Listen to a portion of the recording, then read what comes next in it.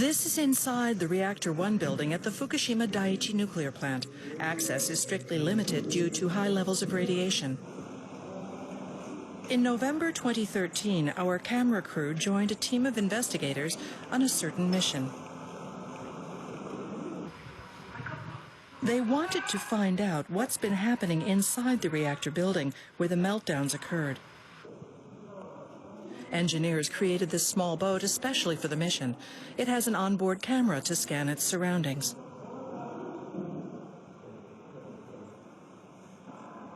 The boat ventures into an area with such high radiation, it's off limits to humans.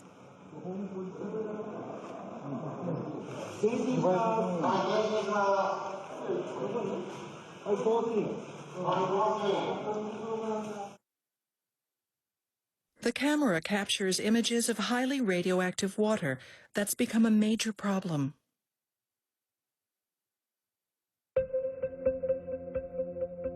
It's the first visual confirmation of leaks from the reactor.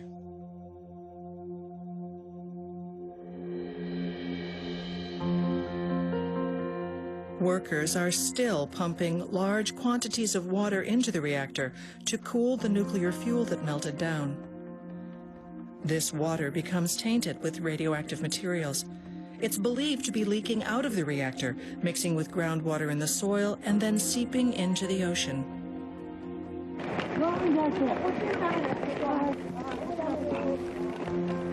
The plant's operator, Tokyo Electric Power Company, or TEPCO, has been unable to keep the toxic water from escaping. TEPCO has tried a number of measures to fix the problem, but tainted water continues to leak into a port attached to the plant.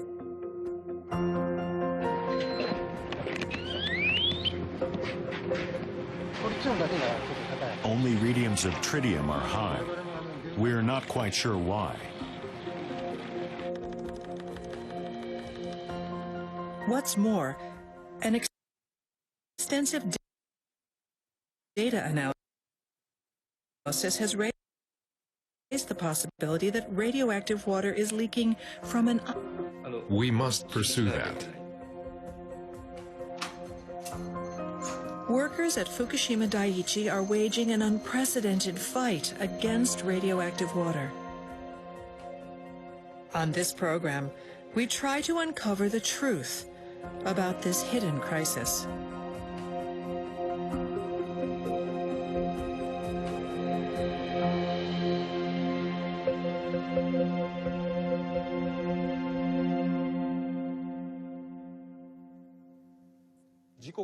Nearly 3 years after the nuclear meltdowns at Fukushima Daiichi, workers began removing spent fuel from Reactor 4. TEPCO has finally taken the first step toward decommissioning the plant, a process that could take up to 40 years to finish. The meltdowns led to a serious problem that workers must still contend with today: the presence of water contaminated with radioactive substances. In July 2013, investigators realized that tainted water was draining unchecked into the ocean. The discovery of additional leaks since then has worried local residents and drawn international criticism. The source of the contamination is nuclear fuel inside the reactor's containment vessel. Take a look at this. The nuclear fuel was originally here, inside the reactor. After the core melted down, some of the fuel is believed to have penetrated the reactor shell and reached the bottom of the containment vessel. The fuel is still emitting heat. That's why water is being pumped in to cool it down. Water exposed to radioactive materials gets contaminated. It then leaks from the damaged containment vessel and accumulates inside the reactor building. And something is making matters worse: groundwater flowing in from the mountainside. The groundwater leads to more radioactive water accumulating inside the building. The volume increases by about 400 tons every single day. There are now about 1,000 tanks at the plant for holding tainted water. But workers have detected a series of leaks in the tanks. underscoring the potential risks. Groundwater flowing under and around the reactor building is another problem. It seems to mix with radioactive water leaking into the soil and then drains into the ocean. Fixing the problem would require locating the damaged areas of the containment vessel and sealing them. But so far, no one has figured out exactly where the damage is. We accompanied investigators searching to find out.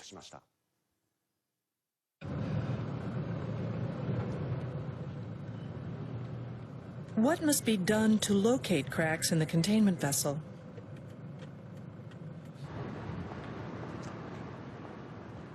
Immediately after the disaster, investigators began looking for the answer as part of a government project. A team including engineers from Hitachi GE, Kyushu Institute of Technology, and the University of Tokyo has developed this small boat equipped with a camera. Wireless communications can't be used under high levels of radiation, so engineers developed a special wire to remotely control the boat. Investigators will use this boat to search for cracks in the containment vessel. Our first task is to find out where the contaminated water is leaking from. That will give us some idea of the kind of repairs and so on that need to be done. Locating the damage is really very important. Every day, 370 tons of water are pumped into the reactor to cool down the melted nuclear fuel. That water is escaping from the bottom of the reactor, which was damaged in the accident, and flowing into the containment vessel. There's more. The tainted water has even breached the containment vessel, the last line of defense for containing the radiation. It's flooded the floor of the building. But so far, investigators have been unable to determine exactly where the water is leaking from. The main part of the vessel is surrounded by a thick layer of concrete. Contaminated water is accumulating around it. High levels of radiation prevent people from going near. So, investigators plan to place the remote-controlled boat in the water from a distance. They would then search for leaks, as far as the camera could see. Investigators suspected that large ducts extending from the containment vessel were the source of the leaks. They decided to focus on them.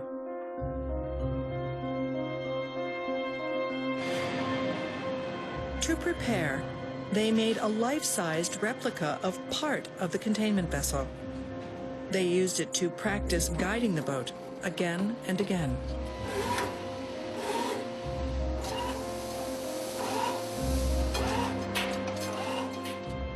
The boat's operators must work accurately and speedily to minimize the amount of time they spend at the site.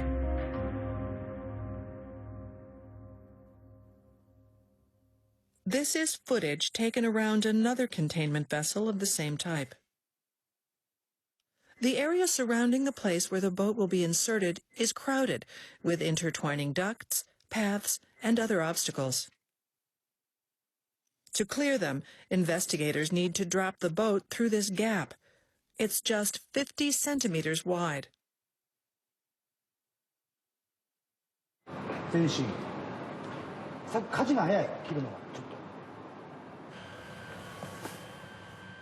The project has cost more than $3 million. The team needed to do a lot of preparation before they attempted the actual investigation.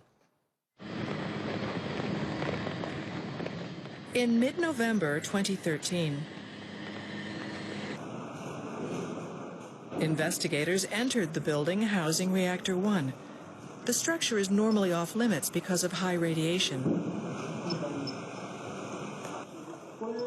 They were finally about to begin. Even here, outside the concrete shield of the containment vessel, the radiation measures 5 millisieverts per hour. The team members who will position the boat can stay for just 15 minutes.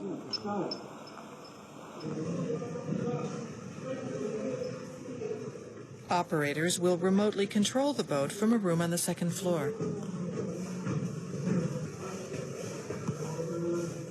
To keep radiation exposure to a minimum, more than 20 workers will take turns. Still, the people overseeing the project decided that the operation shouldn't continue for more than 5 hours.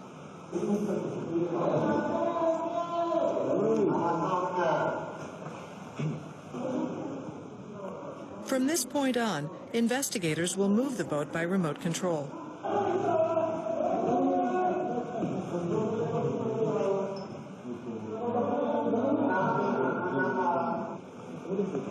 Suddenly, there's a problem.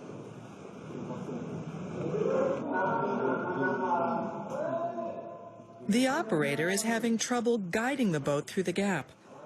It's narrower than team members had thought.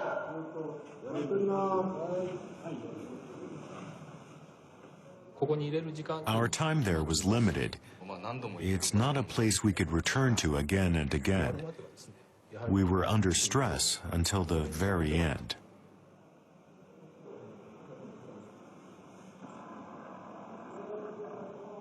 The investigators have had plenty of practice. They managed to work around the problem.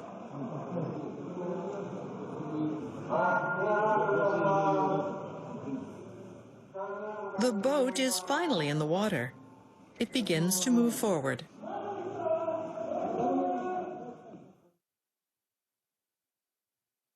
The boat's camera recorded these images. The white dots flickering across the screen were caused by radiation. The radiation here measures 2 sieverts per hour. That's enough to kill a person in just over 3 hours.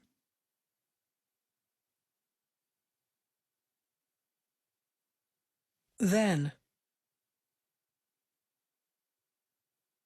the camera captures water rushing down the wall. This is the contaminated water. The operator points the camera up to try to locate any cracks, but none are visible. The tainted water was videotaped right under one of the ducts that are a focus of the investigation. The duct is connected to the containment vessel. The camera also spotted another leak. This is the concrete shield that surrounds the containment vessel. Contaminated water is gushing out from a fractured pipe.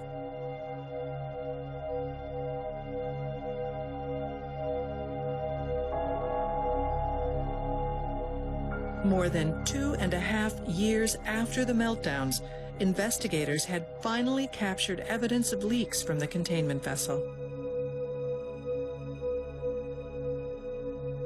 But the leaks may not be limited to these 2 locations. Investigators have yet to scan spots missed by the camera and those that are underwater.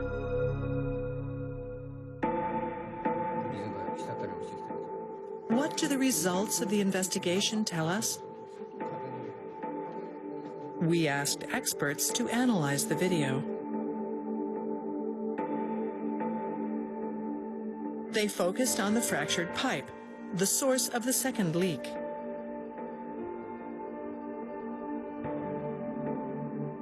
Hiroshi Miyano is an expert on the construction of nuclear plants. It's significant that water is leaking from the sand cushion drain pipe. That's a major problem. Sand cushion drain pipes are installed around the containment vessel. They're designed to collect and drain condensation that accumulates between the vessel and the concrete shield.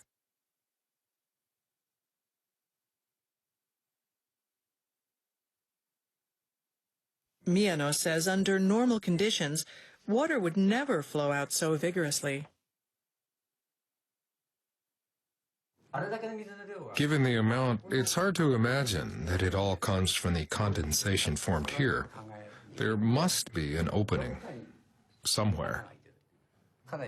It's a very difficult problem. The containment vessel itself must be compromised. Miyano says the probable location of the leak will make fixing the problem difficult.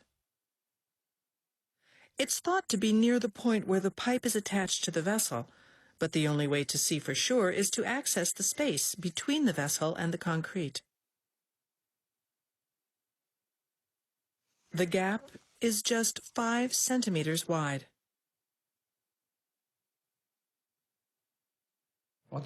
It's very challenging. Locating the leak will depend on whether a robot can be developed to do the job. Hajime Asama is an expert on robots and one of the developers of the remote-controlled boat. He says high levels of radiation are another hurdle.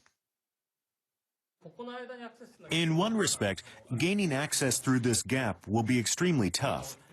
Today, in medicine and other fields, endoscopes are used to look deep inside things through a narrow gap. But having a long enough reach and being able to withstand radiation are different issues. One way to stop the leak would be to simply plug the pipe. But experts say that would only divert the water to other locations. The footage is a stark reminder of the seriousness of the situation.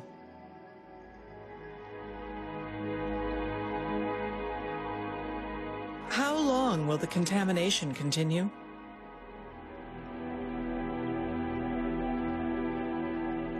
An expert who has analyzed the water offered an estimation based on the amounts of radioactive substances released so far.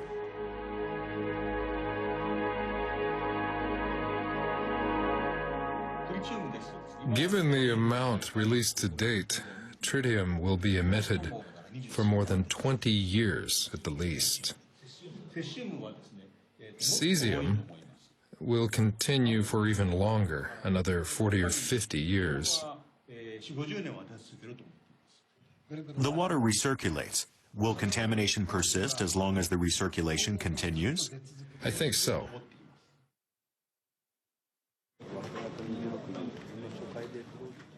What's TEPCO's reaction to the results? Vice President Zengo Aizawa supervises the company's nuclear business. The fact that some leaks have been located for the first time is a positive development, but Aizawa also understands how hard it will be to stop the flow of contaminated water. Even if we found out where the water is coming from or leaking from, the question is how to stop it. I think it will be difficult, but we have no other choice. And if we failed, that would be miserable. We just have to succeed somehow.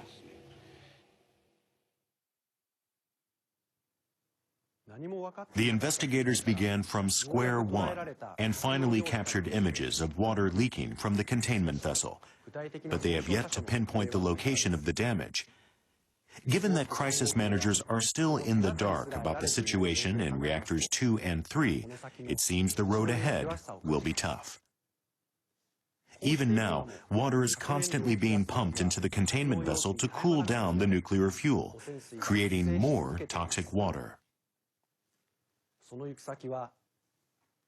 The water then flows toward the turbine building next door and into underground utility tunnels called trenches on the side facing the ocean. TEPCO has maintained that it took measures after the accident to contain the contaminated water. It's true that in ocean water beyond the plant's port, tests show the amount of radioactive pollutants no longer exceeds the government's safety limit. But have a look at this chart. It shows the concentration of radioactive cesium in water inside the port. It dropped sharply at one point after the accident, but it has leveled off since 2012. At times, it has even exceeded the government's limit. This means that radioactive water is still draining into the sea. The question is how. Investigators suspect the source is these trenches near the ocean.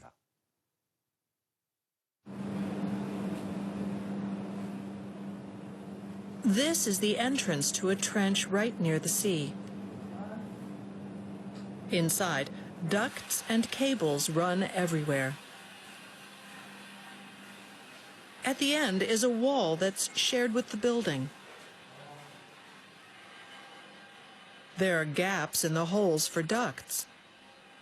In the buildings that house reactors 2 and 3, massive amounts of contaminated water have flowed into the trench through such gaps. It's thought that this is how tainted water is draining into the ocean. This theory is supported by data on radioactive cesium levels. Workers took measurements in monitoring wells in September and October 2013. High levels of cesium were recorded near the trenches and near the sea.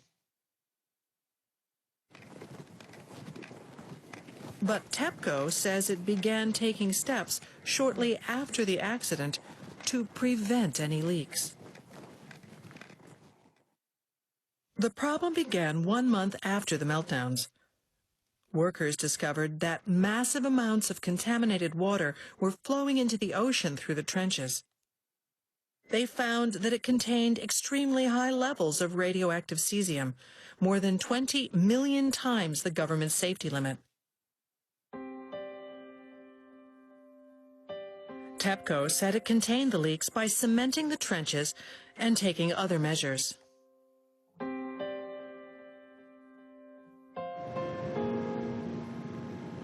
But even today, radioactive cesium is detected in groundwater from nearby locations.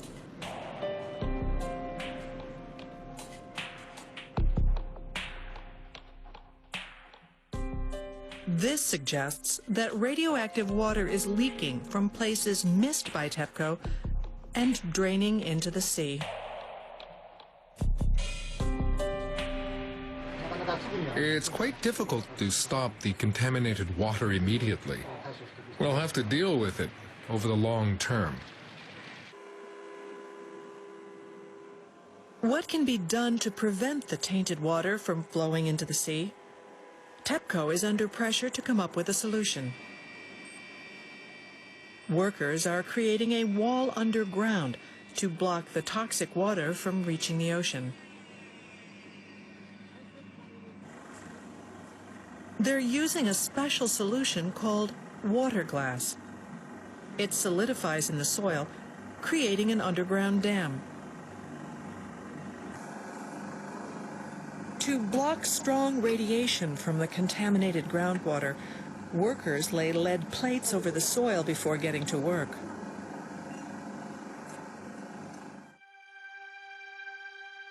TEPCO initially built the underground dam along the shoreline. But it did not solve the problem. So the company is now extending the wall to enclose the entire area. Yet, 5 months after the work began, radiation levels inside the port show no sign of receding.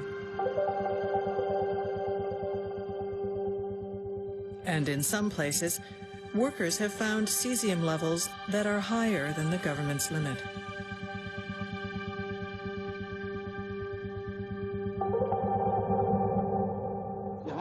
The flow of contaminated water into the ocean is causing problems and worrying people. We are doing all we can to secure the needed resources and take the necessary measures as quickly as possible. But there are many challenges. Why isn't the concentration of radioactive materials in the port going down? Is it due to the lingering effects of contamination that occurred after the accident? Or is it because newly contaminated water is flowing into the sea? And how effective are the measures that have been taken? There are many questions, but few answers. And now, concerns are growing over possible leaks from an area people had been worried about. Workers have found additional contamination from someplace beside the trenches.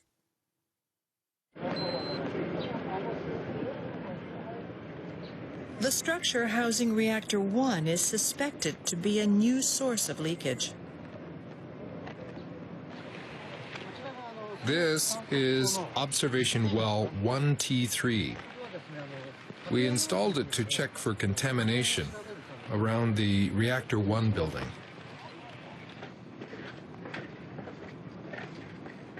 In September 2013, the level of radioactive tritium found in groundwater from this well exceeded the government's safety limit for the first time.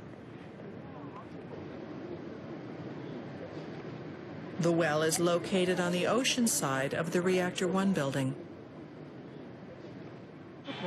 We don't know the cause yet. The #1 subdrain pit is in that silver-colored building. The level of tritium alone is high there, too.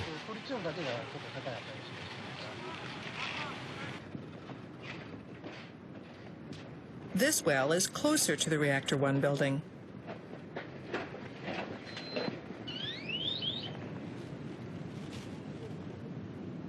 The tritium reading here was even higher.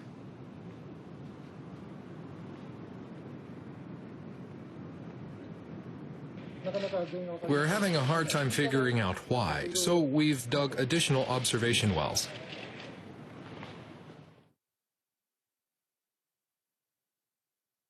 Tritium was detected in 4 wells around the Reactor 1 building. Draw a line, and it appears tritium is flowing from the building toward the ocean.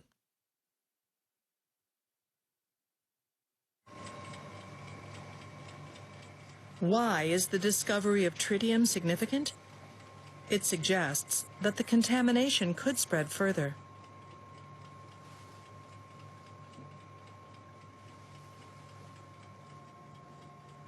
Tritium, strontium, and cesium have been found in the port adjacent to the nuclear plant.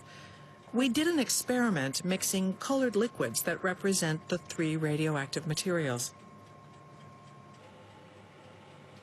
We inject our mock contaminated water into the groundwater and wait to see what happens. The mixture is initially a dark reddish purple, but gradually it separates into 3 different colors.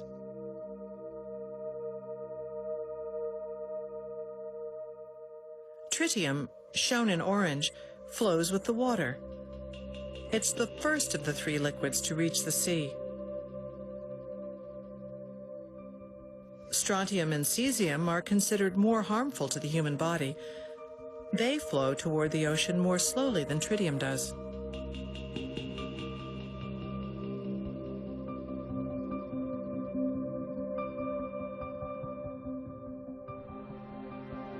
The detection of tritium suggests that the other radioactive materials may eventually seep into the ocean too.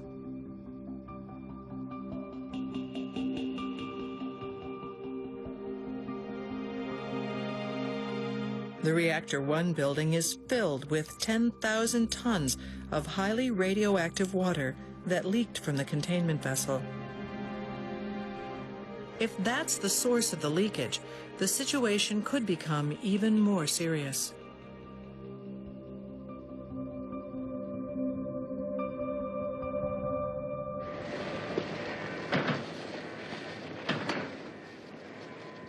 Contaminated water could be flowing directly from the reactor building, not just from the trenches.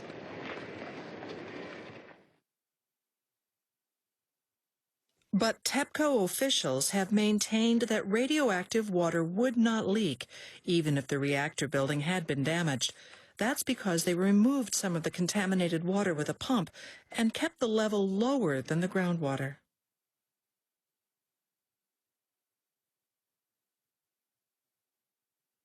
We conducted another experiment to see how controlling the level of the radioactive water can prevent it from leaking.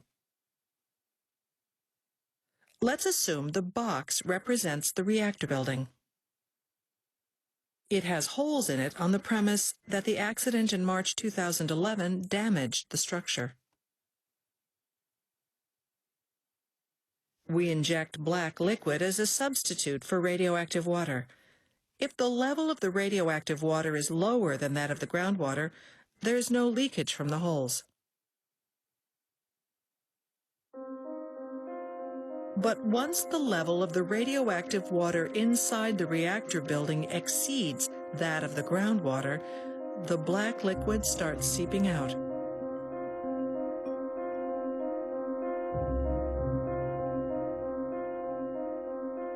TEPCO officials figured that if they kept the level of contaminated water lower than the groundwater, the pressure difference would prevent it from leaking.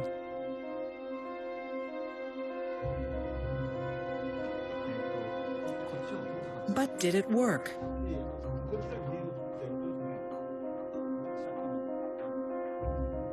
We performed our own analysis with help from experts.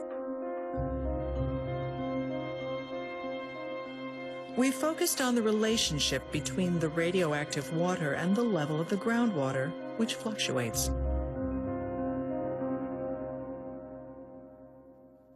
By comparing all the available data, we found that the water levels were reversed for more than 6 months following the accident.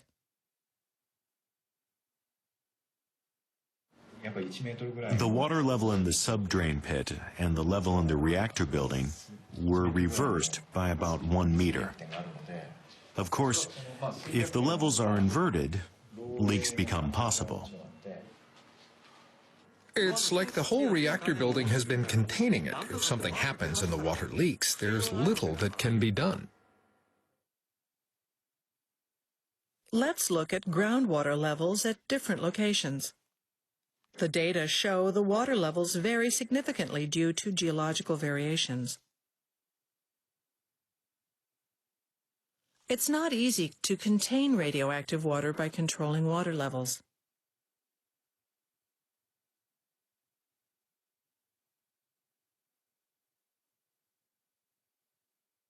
What's more, experts have shown how difficult it is to accurately grasp where contaminated water flows once it's leaked.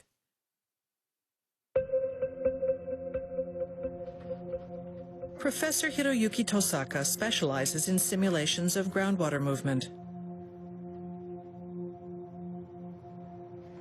He explored the flow of the radioactive water based on data about the reactor buildings obtained by NHK and geographical conditions.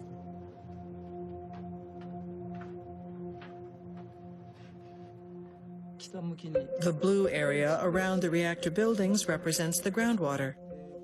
The arrows indicate the directions in which it flows. Let's assume that contaminated water, marked in red, has started leaking from the walls of the reactor building. Once it starts moving,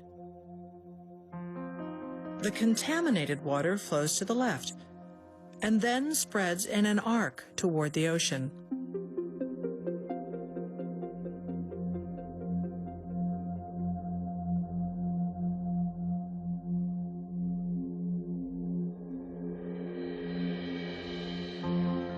If we superimpose TEPCO's data on tritium levels over this image, they match.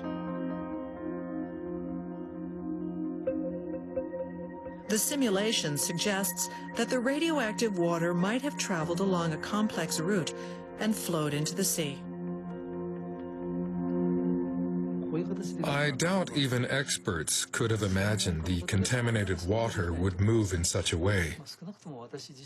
At least I didn't.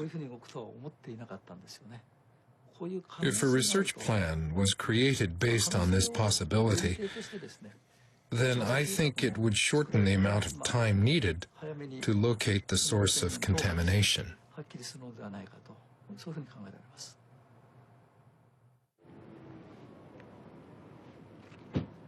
How widespread is the contamination around the reactor buildings?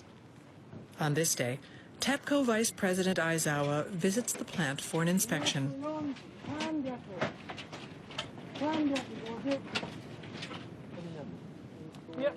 In a well near the Reactor 1 building, workers detected tritium as well as cesium.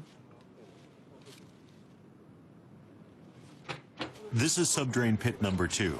Radiation at number 2 isn't high, right? Right. Not that high at number 2, but high at number 1 nearby.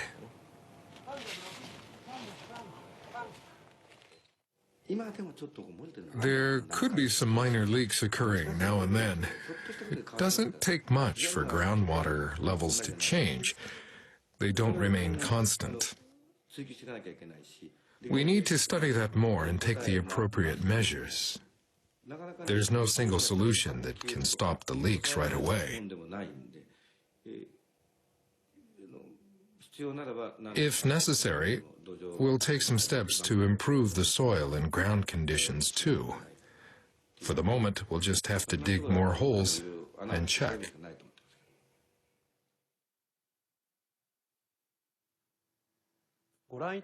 As the simulation indicated, it's difficult to get a clear picture of how contaminated water travels underground, out of sight. The reality is that many things remain a mystery. What has become clear is that it's very hard to control radioactive materials once they get into the environment. Given how difficult it is to assess what's really happening, are there effective ways to prevent leaks of radioactive water? Officials from the Japanese government and TEPCO are considering radical measures. One is trying to keep leaked radioactive water from spilling into the ocean.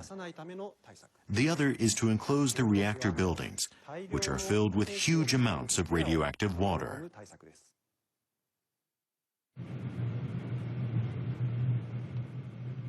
Is there a way to prevent leaks from the reactor buildings themselves? Government officials are trying to find out.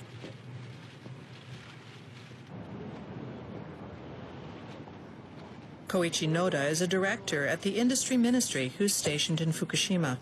His task is to find a way to contain the radioactive water. Government officials believe the most effective way to fight leaks is an ice wall.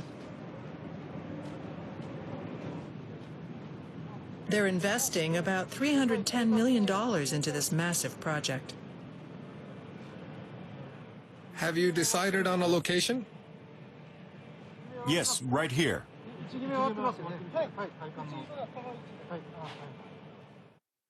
The underground ice wall will surround the buildings for reactors 1 through 4 and extend for 1.4 kilometers. The aim is to contain the radioactive water by freezing the soil to a depth where groundwater doesn't flow. A test began in December 2013 around Reactor 4 to check the effectiveness of the ice wall. No one has ever attempted to build anything like this before. It will take more than a year to complete. What we're most concerned about is whether we can freeze the soil completely. We're conducting tests to make sure of that. It's important to proceed cautiously, taking one sure step at a time. Hydroelectric dam is located on the Columbia River that supplies the power. Is there an effective way to keep radioactive water from reaching the sea? TEPCO engineers visited the U.S. state of Washington. They went to see what's being done overseas to prevent leaks of radioactive water. We are now down to slab on grade and completing a lot of the cleanup both above ground and below ground, which includes groundwater remediation. And The Hanford site used to produce plutonium, a raw material for atomic bombs, including the one dropped on Nagasaki in 1945. The facility's underground tanks were full of radioactive water, a byproduct of plutonium production. A huge amount of radioactive water leaked from these tanks. The U.S. government has spent many years addressing the problem.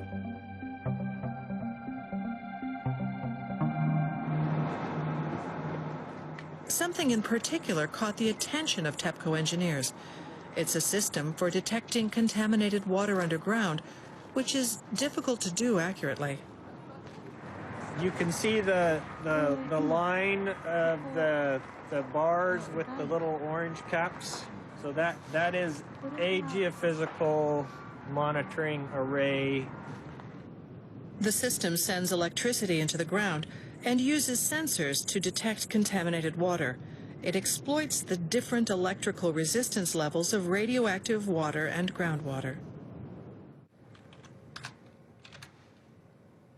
This allows for real-time monitoring, 24 hours a day.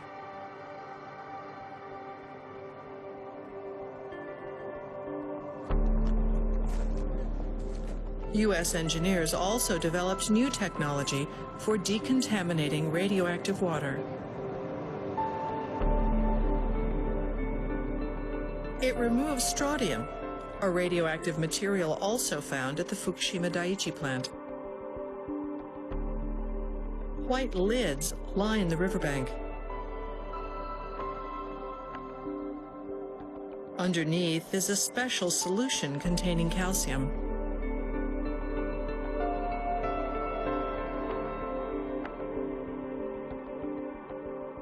In this solution, calcium is combined with phosphoric acid.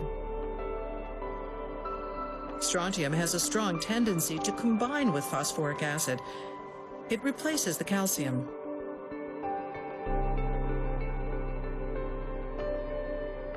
This makes it possible to efficiently remove the radioactive material without stopping the flow of groundwater.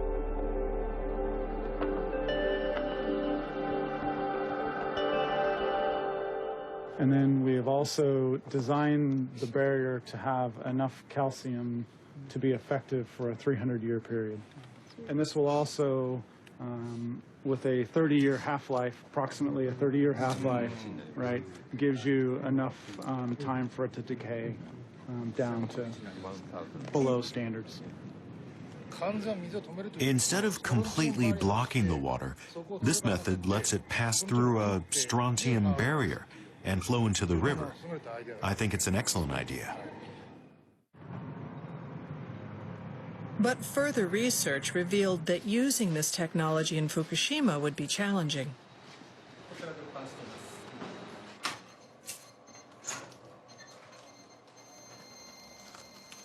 At this research facility, samples of contaminated water from the Fukushima Daiichi plant are stored under lock and key. They contain components of seawater.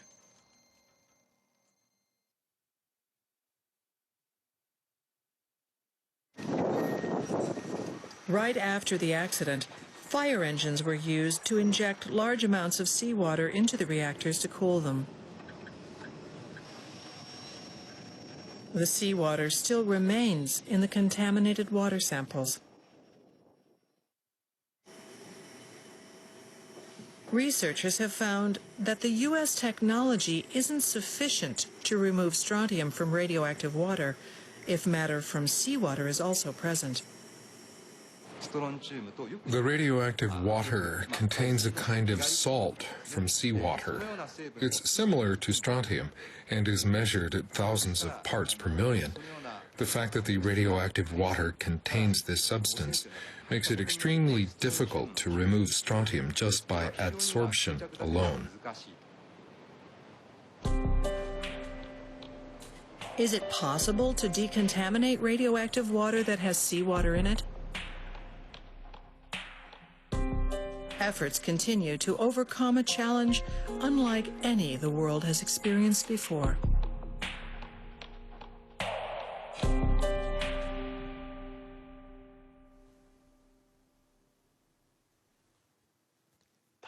Each approach presents hurdles that must be tackled. At this point, there is no definitive solution. In October 2013, the government invited specialists from around the world to submit proposals for containing the radioactive water. Officials are now screening some 780 suggestions. The problem of water contamination in Fukushima isn't something that can be resolved through a single measure. A variety of steps is needed, along with the assumption that some may fail. There will be more radioactive water in the future. The crisis triggered by the meltdowns isn't over.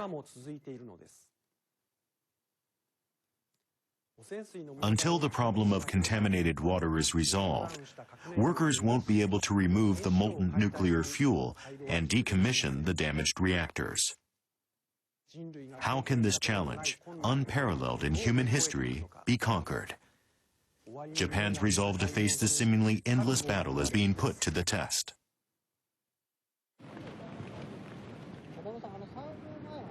The struggle against radioactive water continues at the Fukushima Daiichi plant with no end in sight. TEPCO is installing concrete walls around the reactor buildings. The walls are meant to protect workers from radiation. But just a few steps away,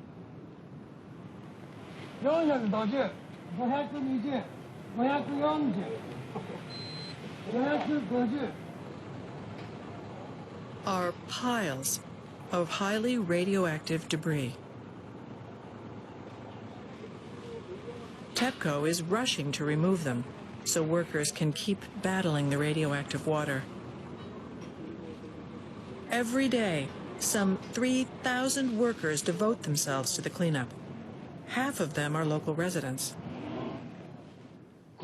I know that we've come this far because many people have worked here despite the strong radiation levels.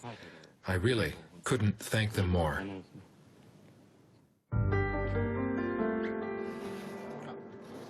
The path to decommissioning is a long one. Will it be possible to secure enough workers? This man has worked at Fukushima Daiichi for many years. His total radiation exposure already exceeds the safety limit set by the government. More and more people like him are unable to work at the nuclear plant. Once you hit the limit, you can't work there. You can no longer use all the skills you've gained. It'll take 30 years to decommission the reactors, but you can't help.